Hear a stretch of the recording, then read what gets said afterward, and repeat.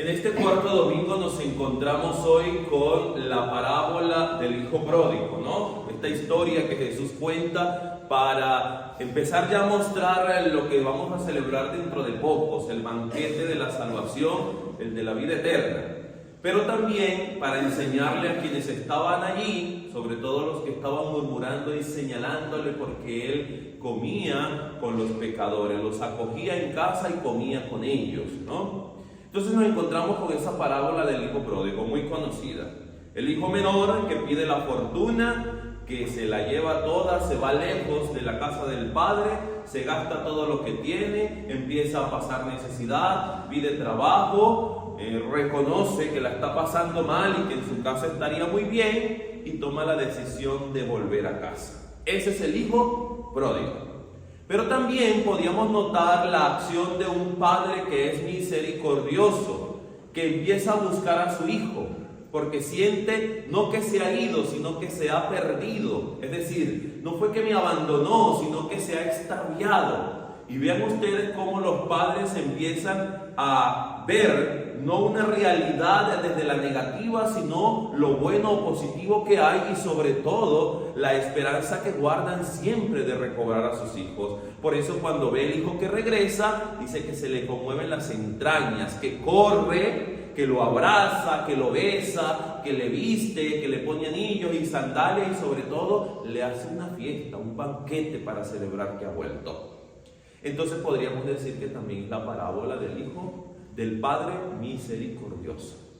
Pero también vemos otro personaje que es el hijo mayor, que al ver lo que ha acontecido, al escuchar la fiesta, se indigna, no quiere entrar, le reclama al padre que a él nunca le ha dado nada y eso que le ha servido por tanto tiempo sin desobedecer, pero el padre le recuerda que él también es hijo, que todo lo que él tiene le pertenece. Es decir, que cuando quiera una fiesta la puede hacer sin ningún problema.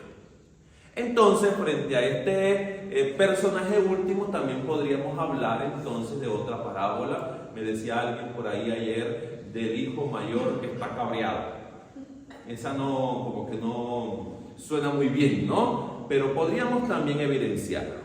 Sobre todo, ¿por qué? Porque siempre hemos escuchado al hijo pródigo y nos centramos solo en el acontecer del hijo pródigo, de aquel que se gastó todo, que se fue, ¿sí? Pero hay dos personajes importantes, dos hijos, el mayor y el menor, y en esa realidad de vida ellos son exactamente iguales, y ya lo vamos a ver. Quizás no por sus acciones propias, sino por lo que ellos sentían y cómo se sentían, ¿vale? Primer punto. El hijo pródigo, el menor, ha pedido la fortuna. Dame la parte de la herencia que me corresponde. ¿Y qué sucede aquí? Dice que el padre les entregó lo que le correspondía. O sea que no se lo dio solo al hijo menor, sino que al hijo mayor también se lo entregó. Y de hecho el texto dice, les entregó, en plural. A ambos les entregó la herencia. Solo que el hijo menor juntó todo lo que tenía y se fue muy lejos. Mientras que el mayor, teniendo la parte de la herencia, decidió quedarse en casa. Dos decisiones distintas, pero iguales. ¿Por qué? Porque ambos han tomado una decisión, pero ambos tenían la posibilidad o de irse o de quedarse. Solo que uno se fue y el otro se ha quedado. Segundo punto importante aquí, la pérdida.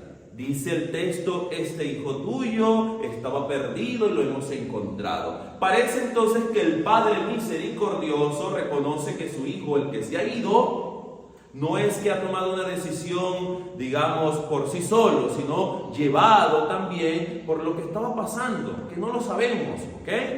Pues las decisiones no las tomamos a veces porque un día me desperté y decidí hacer tal cosa. No, a veces las meditamos y las pensamos, aunque nos equivoquemos. Pero algo nos lleva a tomar ciertas decisiones. Ante las tentaciones, ante el pecado y ante la debilidad, ¿tenemos o no tenemos nosotros la posibilidad de decir sí o no? Sí. Usted es el que decide. El hijo mayor ha decidido irse. menor ha decidido irse y el mayor ha decidido quedarse. Pero ambos están perdidos. Ambos están perdidos. Y vean ustedes lo siguiente. El primero, el menor, dice que se fue muy lejos, a un país lejano. Está separado de la casa del Padre. Está separado del Padre misericordioso. Está lejos de toda protección que le pueda dar el Padre, la familia, los que le conocen, el bienestar y todo lo demás. Pero se ha confiado en su propia fuerza y en los bienes que tenía, aquella fortuna que le ha entregado el Padre. Pero allí en aquel lugar lejano empieza a pasar hambre y necesidad después de haberse gastado todo. ¿Qué pasa? Pide trabajo en un país donde hemos de suponer que aquel país era pagano. ¿Por qué era pagano? Hay una señal específica para poder determinar que ese país era pagano. Y era que le pide trabajo a un ciudadano de aquel país que lo envía a cuidar cerdos. Un judío no cría cerdos. ¿Y por qué no cría cerdos? Porque los judíos tienden a los cerdos como impuros. Entonces, si aquel estaba criando cerdos, no era judío, era pagano. Pero le pide trabajo, le concede trabajo. Este hombre, siendo judío, y sobre todo por la parábola, empieza a cuidar cerdos, aquello que era considerado indigno. No solo eso, sino también que del hambre que tenía, quiere comerse la misma comida del cerdo. Se pone al nivel entonces de un animal, y no tanto porque sea un animal, sino porque es indigno ante ellos. Entonces, ¿qué significa esto? Que este hombre ha perdido toda dignidad humana. Ha quedado indigno totalmente. Se ha rebajado a lo más bajo que puede haber, y sobre todo viendo desde la perspectiva de los judíos. Lo ha perdido todo, ya no está en casa, ya no tiene los bienes que tenía, ya no se siente hijo del Padre, ya no lo siente, ¿sí? ¿Y qué sucede aquí? Ha reconocido su falta, ha reconocido su error, ha reconocido por lo que está pasando y recapacita y dice: volveré a la casa de mi padre. ¿Por qué? Porque en la casa de mi padre todos los criados tienen pan de sobra. Todos tienen para comer y yo aquí estoy pasando necesidad. Volveré a casa, ojo, y le diré a mi padre: ya he pecado contra el cielo y contra ti, no merezco llamarme hijo tuyo. Es decir, él no se siente digno de ser hijo. Por eso quiere que lo reciban como uno de los criados. Que el padre lo trate como uno de los criados. Es el hijo menor. ¿Qué sucede con el mayor? Que el mayor, cuando vuelve a casa, dice algo: se indignó.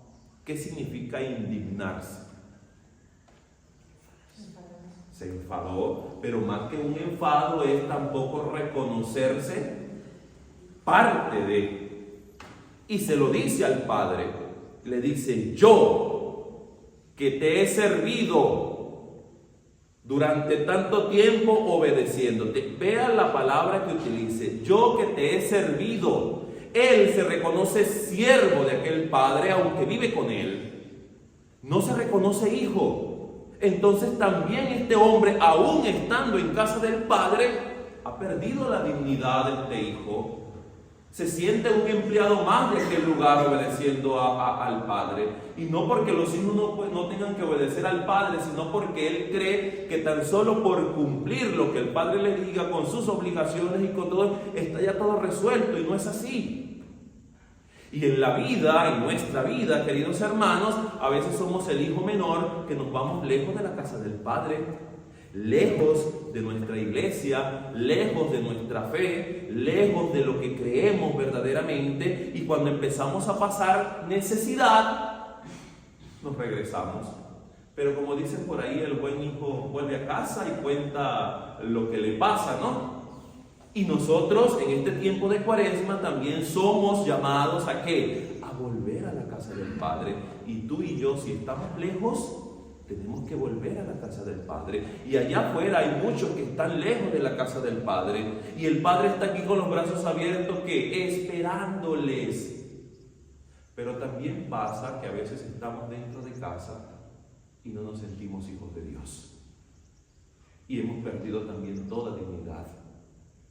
Yo te he servido, dice el hijo mayor. Es que no es un servicio, tú eres hijo. Tú eres hijo y tienes que aprender a comportarte como un verdadero hijo de Dios. Nos invita a servir, sí, pero no te sientas un siervo, porque dice el texto, el siervo no conoce lo que hace su amo.